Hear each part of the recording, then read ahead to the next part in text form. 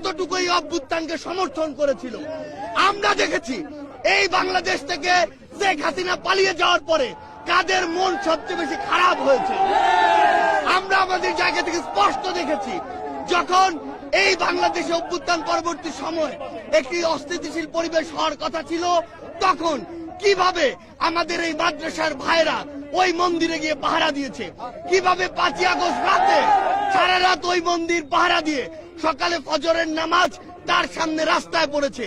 সেখানে এই সহানুভূতিকে কেউ যদি প্রশ্রয় হিসেবে দেখে, আমরা স্পষ্ট করে বলে দিতে চাই, শুধু অন্তর্বর্তীকালীন সরকার নয়, বৈষম্য বিরোধী ছাত্র আন্দোলন নয়, জাতীয় নাগরিক কমিটি নয়, পুরো বাংলাদেশ একসাথে এ সকল উগ্রপন্থীদেরকে প্রতিহত করবে।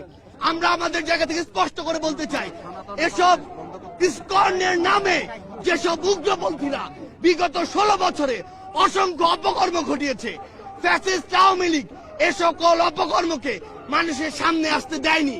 তারা ইসকনের এ সকল অপকর্মকে মদত দিয়েছে, প্রশ্রয় দিয়েছে, আশ্রয় দিয়েছে, লুকিয়ে রেখেছে। কিন্তু তাদের চরিত্র কি, তারা কিভাবে মানুষকে জবাই করে, এই দৃশ্য আমরা গতকালকে দেখেছি। আমরা আমাদের জায়গা থেকে স্পষ্ট করে বলতে চাই, বাংলাদেশের মানুষ যেমন সকল ধর্মের প্রতি সহানুভূতিশীল, একইভাবে সকল উগ্রবাদীদের বিপক্ষে তাদের রক্ত গরম হয়ে সর্বোচ্চ অবস্থানে যেতে, তাদের বিরুদ্ধে দাঁড়াতে, তাদের প্রতিহত করতে বিন্দুমাত্র দ্বিধা করবেন।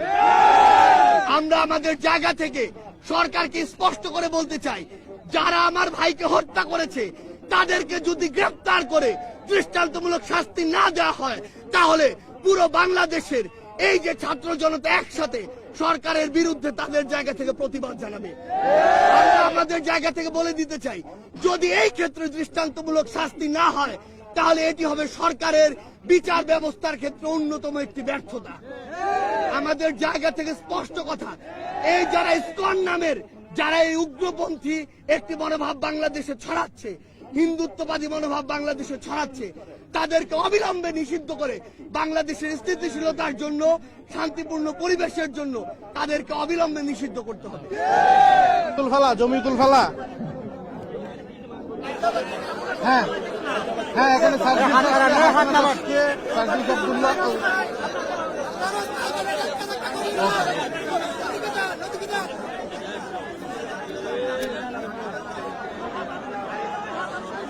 যে হোক, দল মত নির্বিশেষে, যে দলের হোক, যে বর্ণের হোক, সন্ত্রাসী সন্ত্রাসী।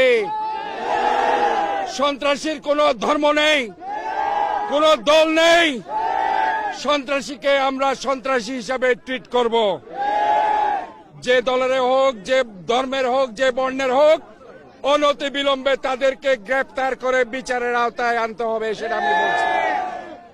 আর ধর্মকে ব্যবহার করে কোন খুনি, আসামি, দাগী, সন্ত্রাসী কেউ যাতে রাজনৈতিক উদ্দেশ্য প্রণোদিত হয়ে জনগণের বিরুদ্ধে দাঁড়িয়ে কোনো অন্যায় কাজ করতে না পারে। আমরা এই শহরকে শান্ত চাই। আমরা চাই না ওই কতিপয় সন্ত্রাসীদের কারণে সাধারণ সনাতনী কিংবা অন্য মানুষ সেখানে কোন ধরনের হয়রানির শিকার হোক, সেটাও আমরা চাই না। আমরা চাই ওই চিহ্নিত সন্ত্রাসী, যাদেরকে আমরা বারবার বলছি, যাদের দল নেই, যাদের ধর্ম নেই, যাদের বর্ণ নেই, তাদেরকে শাস্তির আওতায় এনে সর্বোচ্চ শাস্তির ব্যবস্থা করতে হবে। এটার কোন অনলাইনের। আমরা একটা শান্তিপূর্ণ শহর চাই, আমরা একটা নিরাপদ নগরী চাই, যেখানে বৈষম্য থাকবে না, যেখানে সন্ত্রাস থাকবে না, যেখানে নৈরাজ্য থাকবে না, যেখানে হত্যাকাণ্ড থাকবে না। এই ধরনের একটা নিরাপদ শহর ইনশাল্লাহ আমরা চট্টগ্রামবাসীকে উপহার দিতে চাই। আজকে থেকে আমরা সবাই কাঁধে কাঁধ মিলিয়ে ধর্ম বর্ণ নির্বিশেষে ওই সব সন্ত্রাসীদের বিরুদ্ধে ঐক্যবদ্ধভাবে সবাই মিলে সম্প্রীতি বজায় রাখবো। সবাইকে নিয়ে ঐক্যবদ্ধভাবে একটি সুন্দর বাংলাদেশ, দুর্নীতিমুক্ত সমৃদ্ধশালী একটি বাংলাদেশ, নতুন চট্টগ্রাম আমরা গড়ে তুলব ইনশাআল্লাহ। ধন্যবাদ সবাইকে। চট্টলার ভাই বন্ধুরা, আসসালামু আলাইকুম ওয়া রাহমাতুল্লাহ। আমরা আজকে এসেছি আজকে উপস্থিত হয়েছে চুপ করেন একজন শহীদের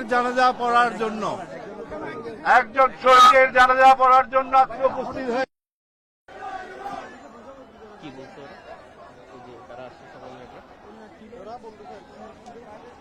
বাংলাদেশ 18 কোটি বাংলাদেশিদের দেশ বিরোধী